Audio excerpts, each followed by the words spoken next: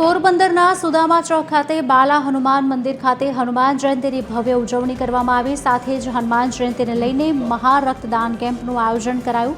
પોરબંદરના સાંસદ અને કેન્દ્રીય મંત્રી ડોક્ટર મનસુખ માંડવિયાએ રક્તદાન કરી રક્તદાન કેમ્પનો પણ પ્રારંભ કરાવ્યો હતો।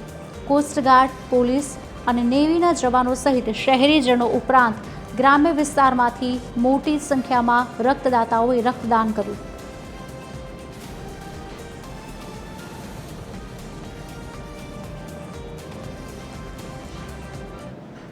મહા બ્લડ ડોનેશનના આયોજનમાં 10,000 બોટલ બ્લડ એકત્રિત કરવાનો સંકલ્પ કર્યો છે। આજે હું જોઈ રહ્યો છું યુવાનો, મહિલાઓ, પોલીસ કર્મીઓ, સેના કર્મીઓ, જાહેર જીવનના આગેવાનો સૌ કોઈ બ્લડ ડોનેશન કરીને આ બ્લડ ડોનેશન મહાકુંભની અંદર પોતે સેવા કાર્યમાં જોડાયા છે।